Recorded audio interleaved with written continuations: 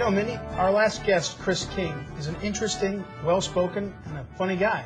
He and I are frequent email correspondents, and I can't say that I agree with him very often, but we have a spirited time going back and forth. And I really like the guy, and I think he's a successful writer, someone who's made a difference and has become both a blogger and a public person here in St. Louis, at the St. Louis American, one of our nation's historic black papers. Good for him. Seems like a good fellow. Absolutely, and we've got another good fellow with us tonight as well. Missouri State Senator Jeff Smith, elected in 2006, represents the state's 4th senatorial district, including the western part of St. Louis City. In 2004, he ran for Congress in a 10-way primary to replace Dick Gephardt in Missouri's 3rd congressional district seat. And although the race was unsuccessful, his spirited campaign drew attention and was the subject of a documentary called Can Mr. Smith Get to Washington Anymore? Senator Smith is also a professor of political science at Washington University. And maybe that's a good place to start today. You've taught a lot of political science courses over the years, and in the last 2 years you've had your own crash course in politics as a state senator. How does the theory of political science and the real thing match up, Senator? Well, first of all, thank you very much, Mindy and Ed, for having me on today. I appreciate it. There's, I think, a huge disconnect between the theory of political science and how it works in practice. In practice, it's much more personal. People will hold grudges. People have very long memories, and the political science literature doesn't often take into account a lot of those personal factors that come into play. Can you give us an example of that? Something you've had to work through? Sure. You know, sometimes you'll, in political science, most scholars conceive of American politics as sort of a unidimensional issue spectrum, the people on the right, the people on the left, and generally on these accounts, a politician will prefer public policy that's closest to his or her optimal or preferred point on that issue spectrum. Of course, in the legislature, you can walk up to a colleague and say, hey, would you support this bill? And instead of saying, well, tell me about everything that's in the bill, some legislators might say, well, whose bill is it?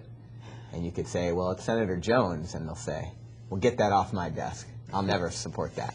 It's just merely based on who's sponsoring it. Mm-hmm. Again, the political science literature doesn't often take into account such things. Mm-hmm. Senator Smith, one of the jobs that you've undertaken as part of being a senator is the head of the Democratic Senatorial Committee, the one that recruits candidates. And I wonder for our viewers and for us, what's it like to go out and recruit candidates? And how do you go and find the farm team of people, men and women, that can be candidates for the Missouri Senate? Well, it's a fascinating process. It can be very arbitrary. You first take a list of all the elected officials. Well, the first thing you'll do, of course, is talk to the outgoing senator in that district and ask, is there someone that you had in mind as an heir apparent? Then you'll go to the county party chairman in the district and ask, is there someone who's a maybe young go-getter, or is there someone who's a veteran of politics who's very well known in the area? Maybe it's a business owner. Maybe it's someone who's already an elected official, a state representative.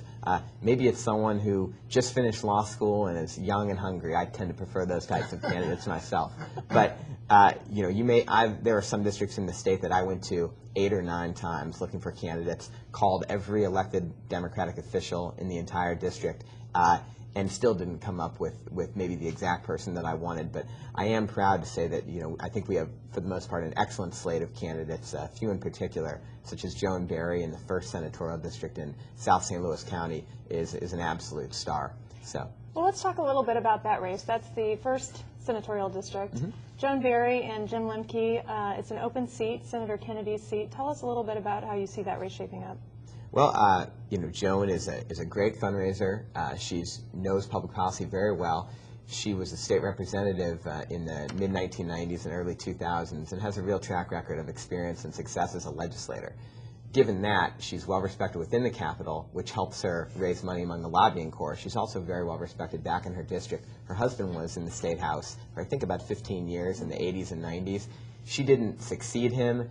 There was a break in between their 2 terms, so no one could say she just sort of slid in there on his name. She was a nurse for for a couple decades. She's been a healthcare consultant. She has just a tremendous amount. The infomercial for Joan Barry. How do you think the race, Anita Yeckel was the senator from their Republican, although it was redistricted. Harry Kenny's a Democrat. What's that race? How does it break out? It seems to be one of the more competitive races. Well, since you gave me the time, did you think I was going to start promoting Jim I know, Muncie? exactly. Sorry to disappoint you there, Ed. That's his job. I understand. In fact, I shouldn't have even said his name.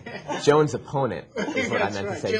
Joan's opponent is someone who's, he's a nice enough fellow, but he's made a lot of enemies. He's tried to eliminate the nonpartisan court plan, and that's earned him the enmity of attorneys on both sides, the plaintiff's bar and the defense bar. It's earned him some friends, too, but that's another story. A few, but I think you're a small number in your core there, Ed. He's also alienated a lot of people with his opposition to stem cell research. His attempt to get that back on the ballot has really earned a lot of enemies among, the Stowers Institute, the Danforth, and as you know from being on the other side of that election in 2006, they're very well funded, and I think they're going to be big supporters. Is that a close race, though? It's going to be one of the closest races in the state. Yeah, but I think Joan has the edge. She's going to have a great fundraising quarter this quarter, and I feel good about her prospects. What other close races do you see in the state for the state Senate? Senate 15, which is the given seat. I think Democrats have the chance to take that seat for the first time in a generation. Wouldn't you have liked an Eagleton? Wouldn't it? I think it would have been incredibly hard to beat an Eagleton on the ballot this cycle. I mean, Jim Trout may be a nice guy, but Eagleton would have been a great name. Well, as you know, Ed, from when we first met, I ran against the Carnahan, and name is very important in Missouri politics. We have dynasties like the Carnahans, the Blunts, the Slays, the Clays. But at the end of the day, I think voters make decisions based on the quality of a candidate. Jim Trout's extraordinarily hardworking. He built a great grassroots organization, and his upset of someone with a name as treasured as Eagleton in the Democratic primary, I think is suggestive of just how deep his support is at the grassroots level. Let me take this opportunity. You mentioned we're talking a little bit about a primary that we just had, and you ran in a primary, obviously, a couple times, I guess. Now that you're in a leadership position with the Senate Democrat Campaign Committee, is it hard not to get involved in primaries on the Democratic side? Well, I sort of it's interesting you said, because most of the politics that I've worked in, I worked for Bill Bradley when he ran for president. I, of course, ran in a 10-way and then a 5-way Democratic primary, so most of my experience has been in primaries. And I sort of filled my fix by getting involved in a lot of primaries for the state house. I supported a guy named Don Calloway in North County who beat the establishment up there, a wonderful young attorney who's going to be a huge asset on the House side, a fellow named Steve Brown, another guy named Chris Carter. So a lot of great House candidates in St. Louis that I supported in the primaries. Of course, on the Senate side, I didn't take a position in any of our primaries, as is the tradition for the chairman of the campaign committee. Right. What do you think that having Senator Obama on the top of the ticket does for your Democrat races in the state?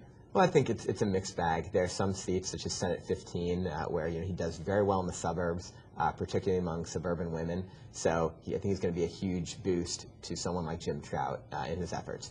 It's going to be a little tougher in a district like Chris Benjamin's race, Senate 31. That's the seat that Koster's retiring from. In the tradition of Senate 31 party switching, Chris Benjamin came over from being Rod Jetton's chief of staff, just couldn't stomach the sort of far-right philosophy of some of the Republicans anymore. No offense, Ed. Anyway.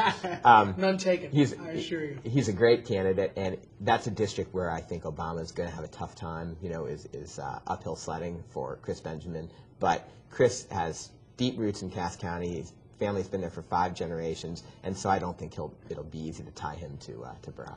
Well, that and other races are going to be very interesting to watch over the next month. Senator, thank you very much for being with us today. Thank you so much for having me, Mindy and Ed. Yes, Senator, thank you for joining us here on Midwest Talking Points. Earlier, we looked at some polling data in the big races here in Missouri and across the country. Coming up next, Mindy and I will look at some recent advertisements from the Senator Obama and Senator McCain campaigns. That's when we return, so stay with us.